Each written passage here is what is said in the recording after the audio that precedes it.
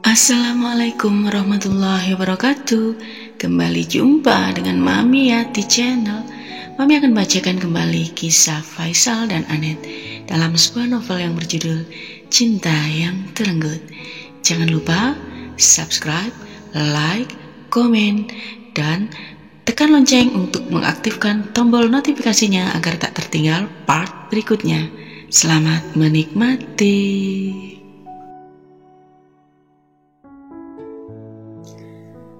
Begitulah kesulitan yang sedang saya hadapi, Bung Reza. Anet menceritakan apa yang terjadi dengan bisnisnya kepada Reza. Sebelum kita melangkah lebih jauh, misalnya membawa cara-cara mengatasi kesulitan ibu, tak keberatankah ibu menjelaskan apa saja yang sudah ibu lakukan? Tanyanya amat simpati. Anet memaparkan dengan bersemangat, dijelaskan cara-cara yang terpikirkan olehnya, berikut hasil yang didapatkan setelah dipraktekannya. Dari berbagai upaya selalu saja menemui jalan buntu. Semalam, anak saya menyarankan agar saya mencari orang kuat untuk melumpuhkan usaha Faisal. Tapi saya tidak mau menggunakan cara kotor seperti itu. Saya bertekad untuk melepaskan diri dari bayang-bayangnya, bukan saja dalam hubungan kami setelah perceraian, tapi dalam segala permasalahan yang ditimbulkan akibat perceraian. Dari gagasan anak saya Dani, saya terpikirkan untuk menemui Pak Alam dan meminta petunjuknya. Apakah lebih baik bisnis saya dihentikan saja, supaya Faisal dapat leluasa berbisnis, kemudian saya berminat mengalihkan bisnis mencari ladang baru, begitu? Boleh saya tahu sebagian besar pelanggan yang direbut mantan suami Anda? Tanyanya hati-hati. Anet menyebutkan beberapa toko besar, supermarket, atau toko serba yang diingatnya. Selanjutnya, Reza bertanya berbagai hal sekitar kegagalan mencari pelanggan baru. Sekarang, saya sudah mendapat gambaran tentang bisnis Anda dan segala upaya yang Anda selama ini sudah lakukan. Langkah yang dapat kita tempuh sekarang agaknya baru pada pengulangan upaya Anda, yaitu mencari pelanggan baru. Baiklah, saya antarkan Bu Anet menemui beberapa relasi yang kebetulan bukan pelanggan yang direbut saudara Faisal. Memang, mereka sudah memiliki agen tertentu, tapi kita bisa membujuk mereka agar bersedia memesan barang dari agen Bu Anet, meski hanya sedikit saja. Ajaknya dengan meninggalkan meja kerjanya. Sekarang, Bung Reza? Tanya Anet, masih terkesima gerak cepat Reza tak diduganya. Ya, sekarang lebih cepat kita bergerak, lebih baik kan? Tanyanya diplomatis. Sejak saat itulah Anet mendapat bantuan dari Reza yang tidak tanggung-tanggung. Gagasannya sederhana, mengulang apa yang sudah dilakukan Anet sebelumnya, tapi gerak cepatnya, promosinya, pengaruhnya luar biasa. Dalam waktu singkat, mereka sudah mendapat beberapa pelanggan kakap di samping toko-toko kecil yang tetap diincar Reza. Anet belajar memelihara hubungan bisnisnya dengan pelanggan barunya. Dia berusaha memberikan harga yang bagus dengan mutu pelayanan yang terus ditingkatkan. Anet tidak memandang remeh pelanggan kecil yang tidak terlalu banyak memasok barang-barangnya. Kalau yang kecil-kecil dikumpulkan, hasilnya tentu membesar. Itulah yang diharapkan Reza dalam mengarahkan Anet. Upaya mereka tidak berhenti sampai di situ. Reza melontarkan gagasan cemerlang. Perusahaan properti Pak Alam yang memiliki ratusan karyawan juga dilibatkan dalam bisnis Anet. Seluruh karyawannya dihimbau untuk mengambil kebutuhan pangan mereka pada Anet yang memberikan harga bersaing. Maka, karyawan Anet menjadi amat sibuk mengemas kebutuhan pokok dalam kemasan kecil yang mudah disalurkan untuk para karyawan mantan atasannya. Kesibukan Anet menyita perhatian dan waktunya. Kepulangan ayahnya dari rumah sakit terpaksa tidak bisa ditangani Anet. Tahu-tahu ayahnya sudah berada di rumah, dan Anet begitu menyesal baru mengetahui akibat kesibukannya. Maaf, Pak, Anet. Papa mengerti. Mama sudah cerita kegiatan. Baguslah, An. Teruskan. Semangat kerjamu bikin papa ingin cepat-cepat pulang, katanya gembira. Mama kan sudah bilang, biar Anet yang mengurusi agen kita. Sudah waktunya papa beristirahat. Nah, lihatlah hasilnya. Anet bisa mengatasinya kan? Ya, tapi Anet tidak sendiri. Ada yang membantu. Papa juga sudah dengar itu. Siapa yang membantumu, An? Ceritakan pada papa mengenai dirinya. Namanya Reza, orang kepercayaan Pak Alam. Papa ingatkan atasan Anet dulu. Anet menjelaskan apa saja yang mereka kerjakan untuk menanggulangi masalah kehilangan sebagian besar pelanggan mereka. Orangnya bagaimana, An? Ya baik, tanggap, berpengaruh, kerjanya cekatan dan efisien, wawasannya luar biasa, pokoknya amat diandalkan Pak Alam. Papa jangan khawatir, dia tidak beritikad buruk. Dia sungguh-sungguh mau menolong Anet, meskipun awalnya karena instruksi dari Pak Alam. Tapi setelah Reza banyak membantu, Ani bisa menilai kesungguhannya. Di mana rumahnya, An? Bagaimana keadaan keluarganya? Berapa anaknya? Papa kok ingin tahu hal-hal selain yang berhubungan dengan bisnis kalian. Apa kamu mengerti maksud Papaan? Orang yang baik dan disiplin dalam pekerjaan, bagaimana kehidupan sehari-harinya? Aduh, Anet tidak tahu banyak soal itu. Dia tak pernah menyatakan dan Anet juga tidak bertanya. Loh, jadi kamu tidak tahu di mana rumahnya, keluarganya, bagaimana? Berapa pula anak, siapa istrinya? Kepala Anet menggeleng lemah. Dia benar-benar tak tahu dan merasa tak perlu tahu penjelasan yang diucapkan ayahnya. Bukan kesibukannya yang menyebabkan dirinya sungkan bertanya macam-macam mengenai kehidupan pribadi Reza, tapi alasannya karena sikap Reza padanya pun serupa. Belum pernah laki-laki itu memberi perhatian pada hal lain di luar bisnis, meskipun mereka seringkali berduaan di dalam ruang kerja Anet atau di dalam mobil. Kalau Reza mengantarnya pulang. Sikapnya amat profesional, Pak. Rasanya Anet sungkan bertanya macam-macam, nanti dikiranya apa? Maksudmu, dikiranya apa itu bagaimana? Kamu ini kok tidak profesional? Hanya sekilas mengenal orang yang tahu seluk-beluk bisnis kita. Tegur ayahnya cukup tajam. Ayahnya mendesak untuk menjelaskan sikapnya dan apa yang dikiranya. Waktu Anet minta tolong pada Pak Alam lewat telepon itu, Anet sempat memberitahu sudah bercerai dengan Faisal dan sedang berkonsentrasi dengan bisnis papa. Reza tahu hal itu, dan kalau Anet bertanya macam-macam padanya, nanti dikira Anet keusilan. Tapi setidaknya alamat rumahnya kamu tahu, An. Anet kan bisa menghubunginya di kantor. Gilah Anet masih tetap mengelakkan keinginan ayahnya mengetahui tetek bengek yang tak pernah dipikirkan sebelumnya. Sudahlah, Pak. Anet akan memperkenalkan Reza dan terserah Papa kalau mau menanyakan segala tetek bengek itu. Janji Anet menenangkan hati ayahnya.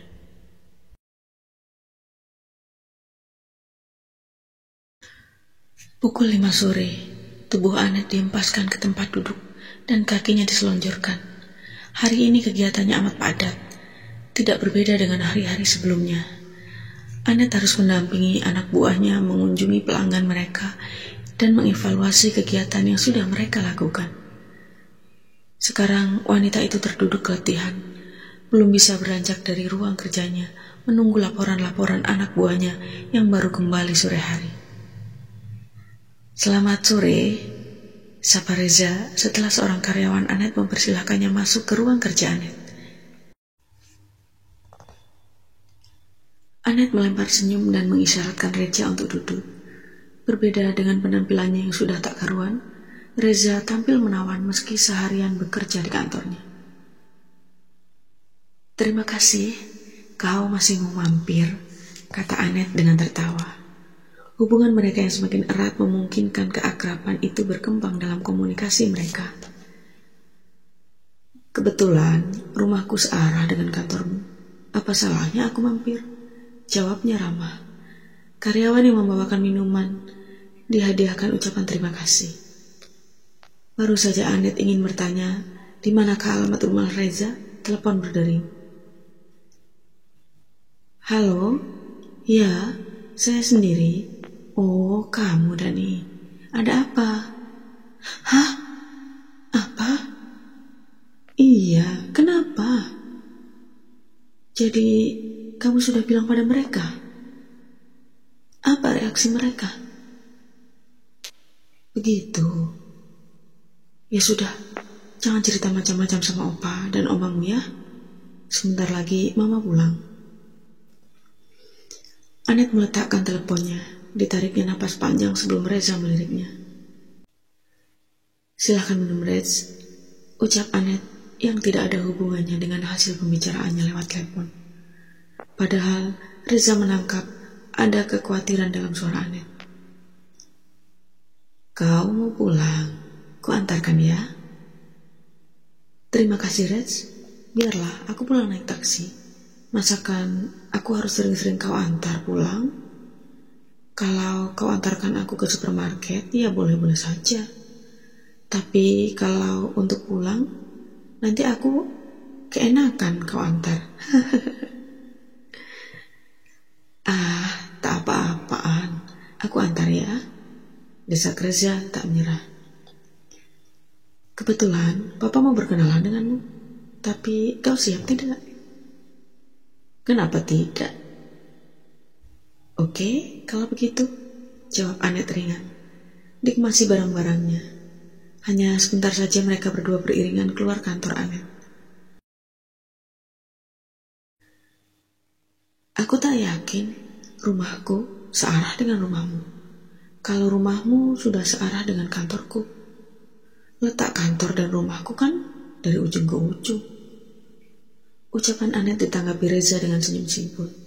Ketika Anet melirik Reza, laki-laki itu tersipu, dipergoki sedang melirik padanya. Hati Anet berdesir aneh. Ada apa nih? Anet, panggil Reza berulang-ulang. Anet yang sedang menyandar ke belakang baru menangkap suara panggilan Reza yang duduk di balik kemudi. Ada apa? Tanyanya begitu rikuh. Kali ini Reza lah yang memergoki sedang melamun. Padahal mereka baru saja masuk ke dalam mobil. Kalau kamu asik melamun, sorry, kubuyarkan. Aku memikirkan Dani, kata Anet yang secara tidak langsung yang menyatakan dirinya tidak sembarangan melamun, sebab isi lamunannya adalah anaknya. Ya, tak apa-apa kamu memikirkan yang lain. Tak cuma Dani, kata Reza menyengat telinga Anet. Dengan cepat kepalanya berpaling. Wajah Reza ke depan dengan tangan memutar kemudinya hanya sekilas dilihatnya.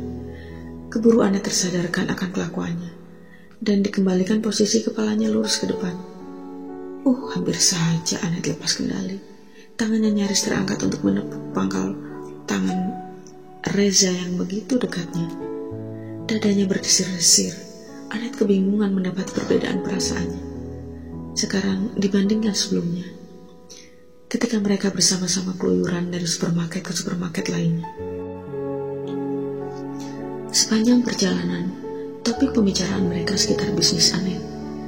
Nada suara mereka meninggi bila membahas kegagalan dan upaya menanggulanginya. Tak sungkan-sungkan, Anet membelalakkan matanya atau kadang berdecak kesal.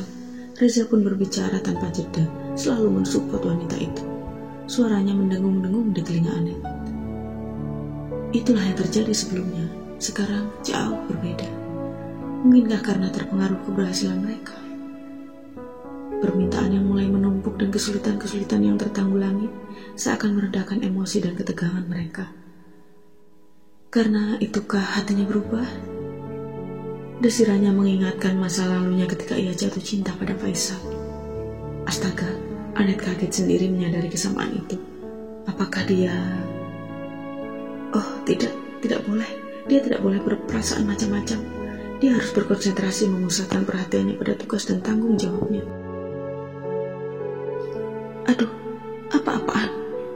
teriak Reza dengan mendadak menginjak rem. Sekonyong-konyong sebuah mobil berkecepatan tinggi dari arah berlawanan membelok sedemikian rupa, nyaris menyinggol moncong mobil Reza kalau ia tidak menginjak rem pada saat yang saling menentukan. "Aduh, mau apa mereka?" tanya Anet melihat dua orang turun dari mobil yang hampir mencelakakan mereka. "Kurang ajar, sudah bersalah, sok jagoan," untuk Reza. "Jangan turun, Rez, jangan layani mereka," kata Anet menyarankan.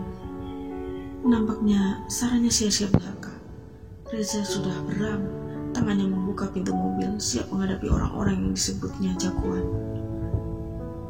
Dari dalam mobil, Anet ketakutan menyaksikan pertengkaran mulut antara Reza dan dua orang melawannya. Meski dalam ketakutan, Anet sempat menurunkan kaca mobil dan menyarankan Reza untuk kembali ke dalam mobil. Tapi sayang, peringatannya tidak digubris sama sekali.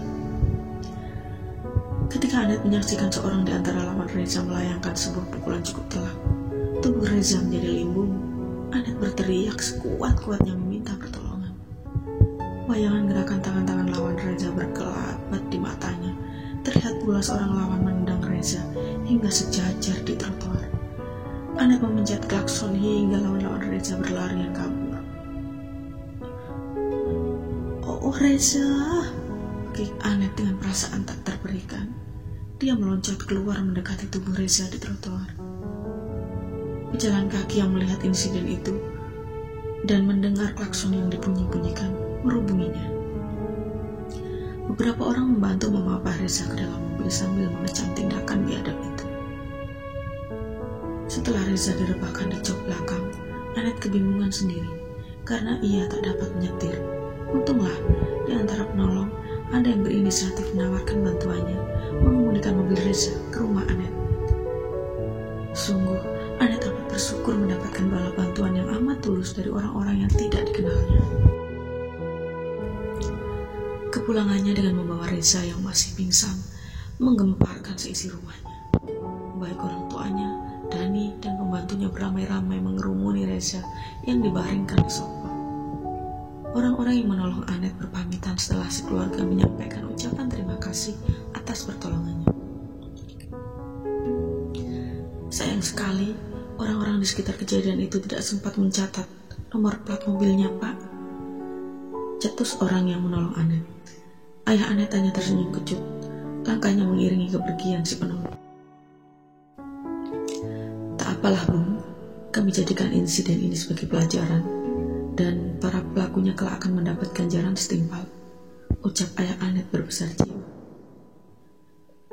Sepeninggal orang yang menolong Anet, orang tua dan anaknya menanyainya macam-macam. Sadarlah Anet akan pentingnya alamat rumah Reza. "Kalau kamu tahu, kamu kan bisa langsung mengantarkan ke rumahnya, biar Reza diurus keluarganya. Tidak seperti sekarang. Bagaimana kita menghubungi istrinya? Ya, syukurlah cederanya tidak parah.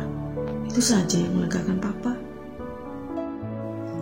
"Apakah kita tidak bisa menelepon ke kantornya, menanyakan alamat rumah atau nomor teleponnya?" Dani mengusulkan sarannya. "Ya, Pak. Tak usah bikin heboh orang sekantor kalau tahu Reza dicelakakan orang," jika ayahnya Anet membatalkan niat anaknya menelepon ke kantor Reza. "Ambilkan parfum, kita harus menyadarkannya," kata ayah Anet memerintahkan ibu Anet bergerak mengambil apa yang diminta suaminya. Parfum dihubungkan ke sapu tangan yang dihirupkan ke hidung Reza.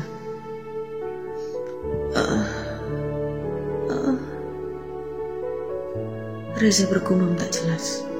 Terlihat gerakan kepalanya menandakan ia siuman setelah menghirup aroma parfum. Tak lama kemudian, kelopak matanya terbuka. Ayah Anet mengisyaratkan anaknya untuk berkomunikasi dengan Reza. "Rez, ini aku, Anet. Syukurlah kamu sudah sadar. Sekarang kamu berada di rumahku. Perkenalkan, ini adalah ibuku, ini ayahku, dan ini Dani anakku." "Shh, jangan banyak bicara. Kamu harus istirahat. Sebentar lagi, kalau tubuhmu sudah mulai membaik, Dani dan Papa akan membawamu ke kamar. Tak apa-apa, malam ini kau tidur di sini bersama Dani kan? Oh ya, beritahukan nomor teleponmu. Nanti aku akan memberitahukan istrimu. Tanya Anet pelan-pelan agar dimengerti Reza. Pertanyaannya tidak dijawab Reza. Malahan kepalanya digelengkan meski amat lemah. Sebutkan nomor teleponmu. Nanti aku akan menelepon istrimu supaya dia tidak khawatir kamu tidak pulang. Tak perlu, An. Tak ada orang di rumah kecuali pembantuku. Katanya menolak. Anet tidak bisa memaksa. Kalau Reza sudah sadar, kamu mandi dan makanlah, biar kami menjaga Reza. Ibunya mengingatkan Anet untuk memenuhi kebutuhan pribadinya. Dengan perasaan kacau, Anet mandi dan makan. Seusai makan, disusulnya Reza yang sudah dipindahkan ke kamar Dani. Didapatinya Reza terbaring lemah dengan mata terkatup. Dani menungguinya sambil membaca buku pelajaran. Dan, kemana Oma dan Opa? Sudah tidur, Ma? Baru saja. Mereka tanya apa saja sama Om Reza. Sama sekali tidak bertanya apa-apa, malahan menyemangati dan menasihati Om Reza untuk makan. Oma yang menyuapi makan, habis separuh piring. Habis itu dia tidur. Tapi sebelumnya sempat minta Dani menggosokkan perutnya dengan param kocok. Anet menarik napas panjang dengan hati-hati. Ia duduk di sisi pembaringan, bersisian dengan Dani. Mama belum sepenuhnya mengerti pembicaraanmu di telepon, Dan.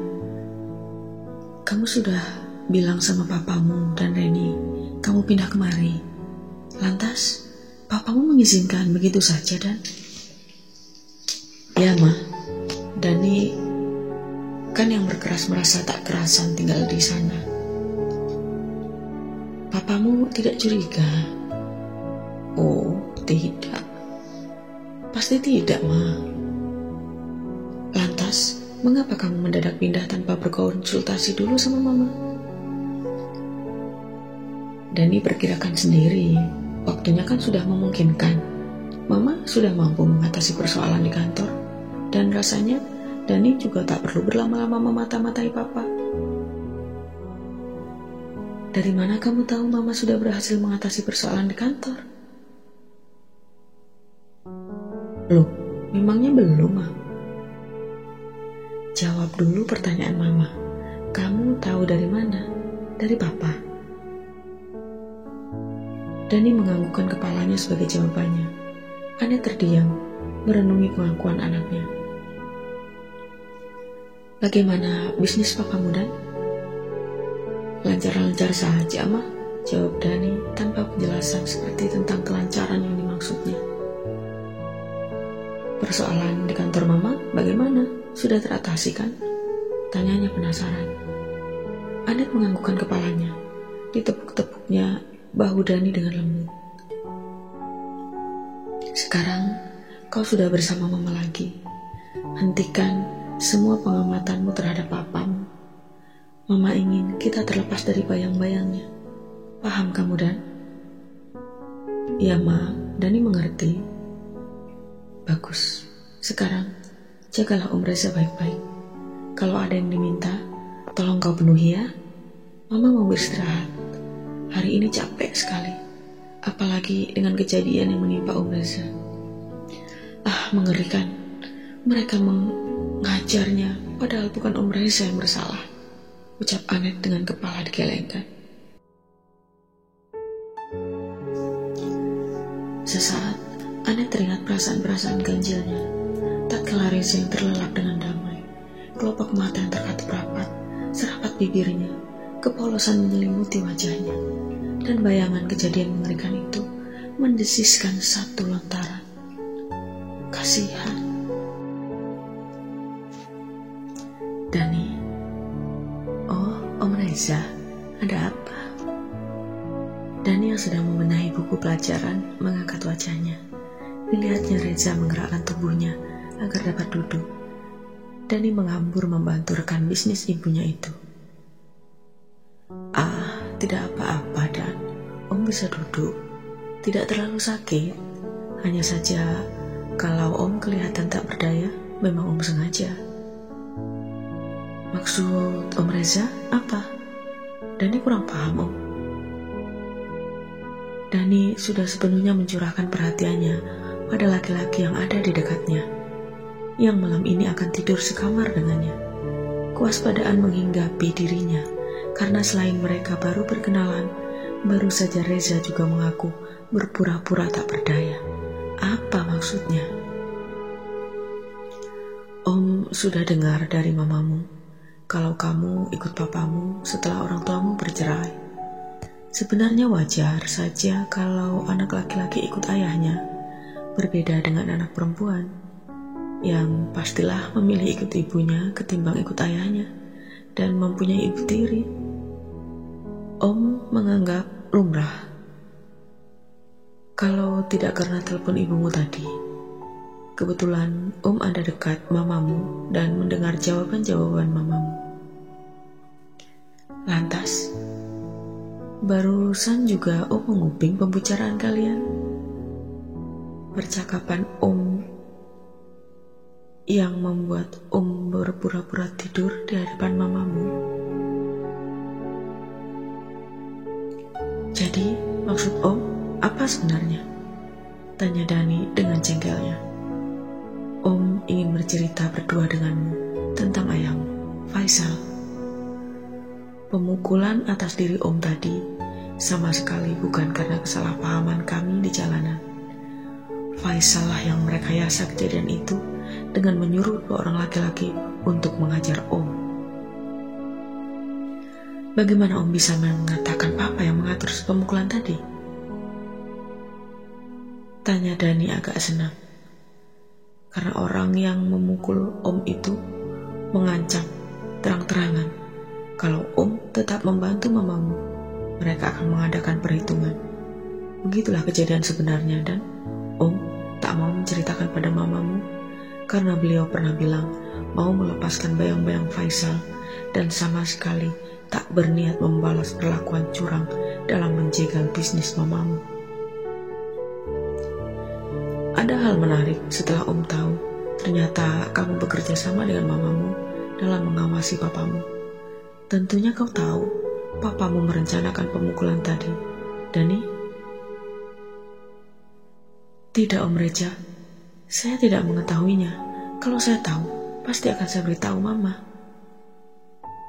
Jadi benarkah papamu mengizinkan kamu pindah ke sini tanpa banyak proses? Apakah kamu tidak dipertahankan atau dirayunya untuk tetap bersamanya? Mata Dani terbelalak, mulutnya bungkam. Reza tak tahu apa yang sebenarnya dirasakan Dani. Marah, curiga, tak suka, ataukah benci? Dani, kita ini sama-sama laki-laki. Om yakin Dani sayang sama mama, bukan? Menurut pengamatan Om, dengan adanya ancaman lewat Om barusan, keselamatan mamamu terancam.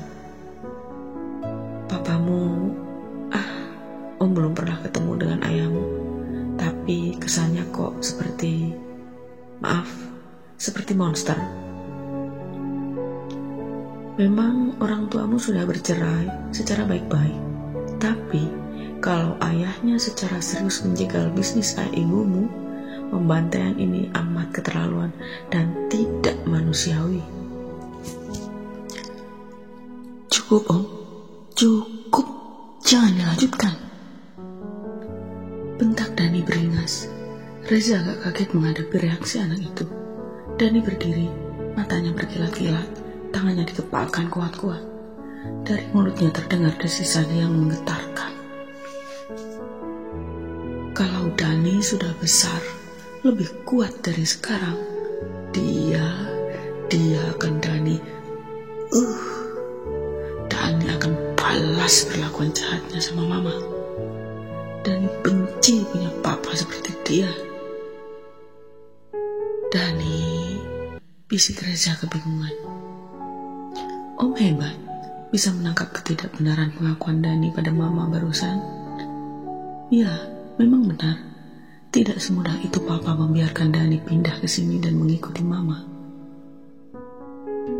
Dani tahu, papa tidak pernah mengizinkan Dani pergi dari rumahnya setelah papa dan mama bercerai.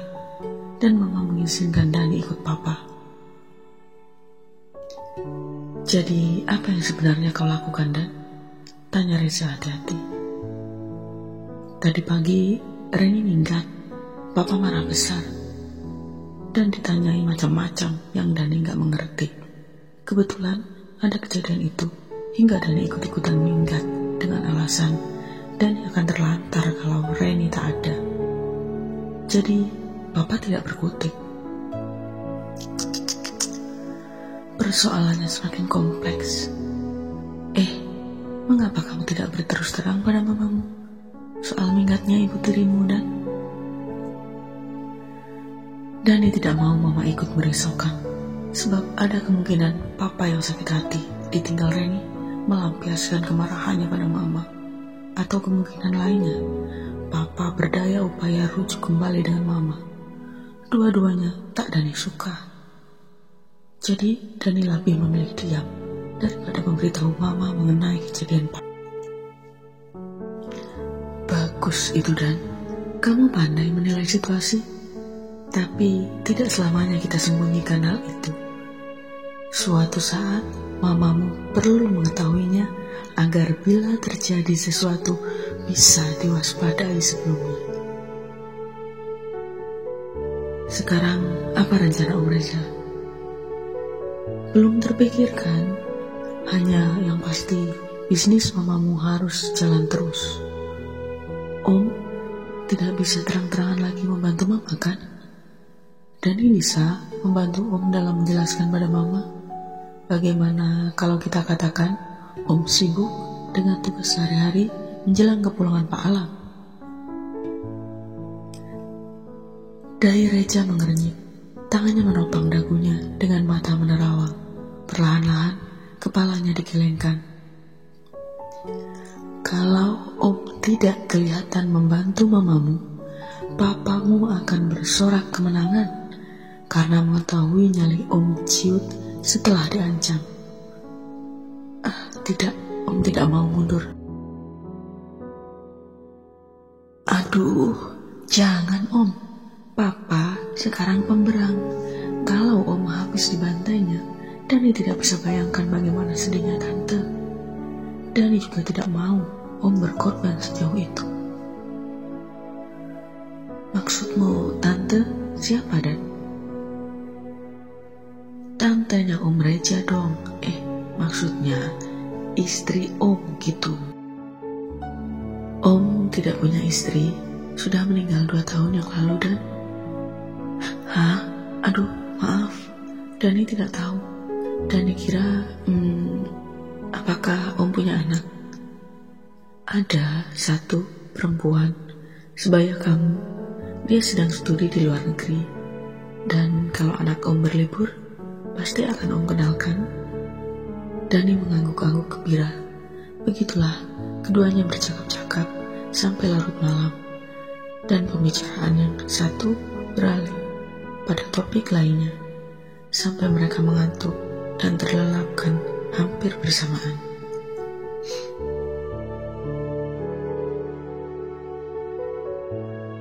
Terima kasih sudah menyimak. Ikuti terus kisah selanjutnya hanya di Mami Channel.